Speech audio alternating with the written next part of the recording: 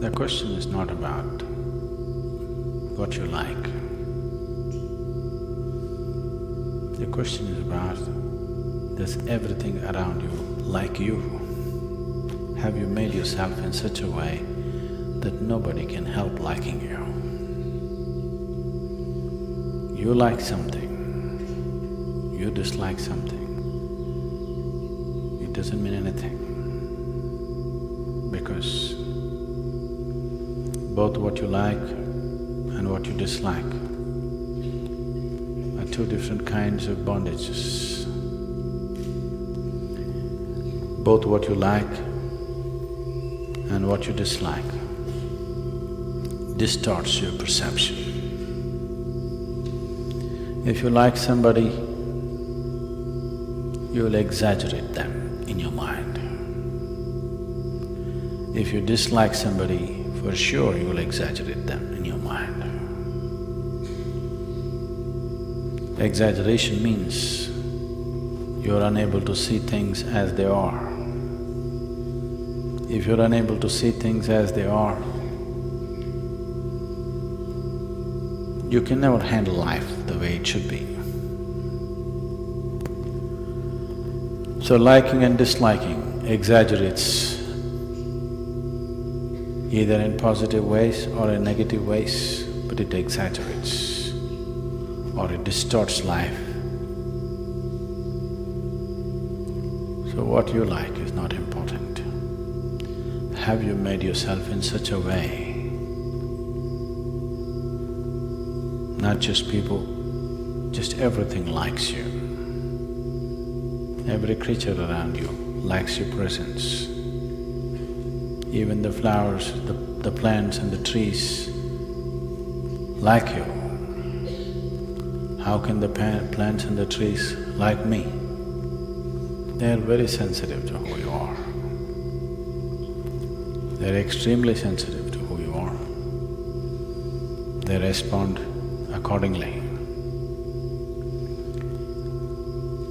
If you make yourself in such a way that the very earth that you walk upon likes you, then you will see everything in your life will become a blessing. If everything around you dislikes you, you will see everything that could be well-being could become a curse. Right now, there is no curse sitting upon human life. It is things that people want, it's things that people aspire for, things that they work for, strive to have in their life, which turns into curses in their life. Their work, their property, their relationships, their own body, their own mind, which is the cancer of their life. Misery is not raining. Never is raining misery. It's just that things that you like have become source of misery. If you strive to make yourself in such a way, you cannot be helped. Nobody can help liking you. Life will blossom better. Everything will yield their best to you, not their worst. But if you go by what you like,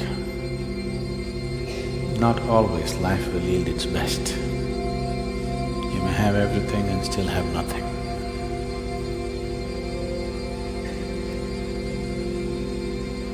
So spiritual process is not about pursuing what you like. It's about striving to make yourself in such a way. Even the birds like you, the squirrels like you. It's about making yourself in such a way that every atom in this existence likes you, wants to yield to you. If existence does not yield to you, you do what you want, nothing will work in real sense.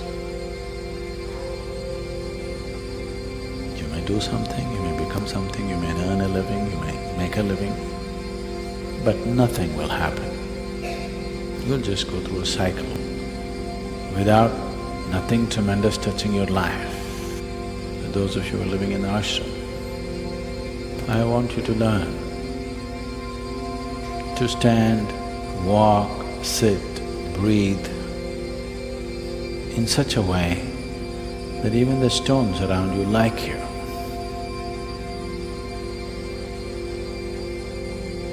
How do I know whether they like me or not? You will know for sure. If you're sensitive about being like that, you will also know, you will also be sensitive enough to know that. If you are never sensitive about these aspects, you will not have the sensitivity to know. Otherwise, distinctly, you will know. Do not become in such a way, everything has to be shouted into your ears. You must become in such a way, if you look at somebody before they speak, you know. For this, you need a certain sense of receptivity. Receptivity will not happen to you if you're too full of yourself. The less you are, the more you receive. The more you are, less you receive. If you're too full of yourself, nothing bigger than your nonsense will happen to you.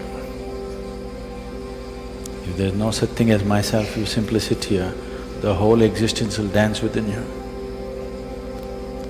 You will become an instrument of the Creator. Otherwise, you will be a bundle of thoughts, emotions, prejudices and rubbish. This is the choice every human being has. Either to exist here as a limb of the Creator, as a Ishanga, we're calling them these days, or to exist here as a bundle of thoughts, emotions and nonsense that you have gathered. This choice is available to us every moment of our life, continuously choosing to be like that. If this striving is there, it will deliver you to a different place of gracefulness, where every stone, every pebble, every rock, every tree, every atom in the existence speaks to you in a language that you can know. Otherwise, you are alone in this vast existence, feeling constantly insecure, unstable, psychologically challenged. It's a choice. It is not a gift, it is a choice. One makes the right choice, right things will happen. One makes the wrong choice, wrong things will happen. It's a very fair and just existence, I want you to know. It doesn't spare anybody. It doesn't spare anybody. It's not like a social structure that some people can get away with wrong things. In this existence, it doesn't spare anybody. It doesn't matter who you are. If you jump off the roof, the earth will break your leg. Yes? Raja, Ranka, Fakir, everybody. Nobody is spared. Doesn't matter who you are, no exemptions. And nobody is barred. Anybody who is willing, for everybody the possibility is open. For everybody, the stick is also there. You make the right choices, everything is open. Make the wrong choices, everything will need you in a different way. So if pain comes, suffering comes, misery happens, it's not time to look around. This is always the problem. If you are miserable, you think somebody else need to be fixed. No, no, no, no. If you are miserable, this needs to be fixed, not somebody else. No, I'm miserable, fix the situation for me. No, no, no. If you're miserable, who should be fixed? If you are sick, who should be given the medicine? Shall we give it to somebody else when you're sick? If you are hungry, shall we give the food to somebody else? No. It only works if you give it to this, isn't it?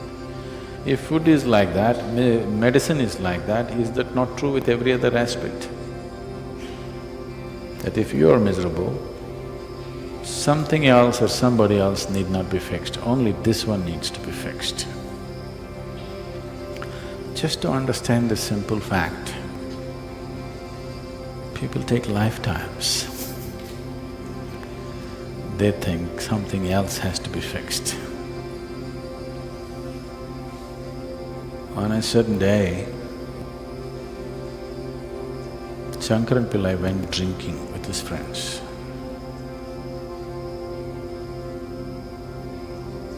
Yogis and drunkards both are timeless, you know. They don't know the passage of time. He went drinking. He intended to go back home at 8 o'clock, but drink after drink and time, he became unconscious of time. When he looked at the watch, it was 2:30 a.m. So he thought it's really late and he wants to get back home quickly, so he took a shortcut. And he was walking through this shortcut on his unsteady legs, and he fell into a thorny bush. His whole face was scratched up. So in this condition, he went home and tried to find the keyhole. That took another half an hour.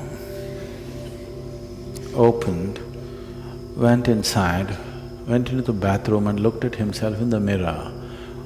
He was bleeding all over the face. So he opened the medicine chest, fixed himself whichever way he could, and quietly crawled into the bed and slept. Morning 8 o'clock, his wife took a bucket of cold water and threw it in his face. He got up, said, "You idiot, once again drinking?" He said, "No, honey, I haven't touched a drop. 6 months ago when I promised, since then I haven't touched a drop." She held him by the shirt, dragged him into the bathroom and showed him. The band-aid was all over the mirror.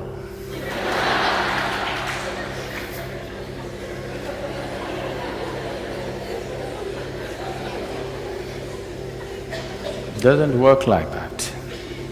Only somebody who is completely unconscious will do such things. If it's hurting here, you will fix it there, because you're completely unconscious or inebriated. So whenever you're miserable, you want to fix that one and that one and that one. No, no, no, this one needs to be fixed. If you put band-aid on the mirror, it doesn't heal your wounds. You have to attend to the wound. And both your miseries and joys are caused from inside, so it needs to be attended here, not somewhere else. The sooner you learn this, the more graceful and wonderful your life will become.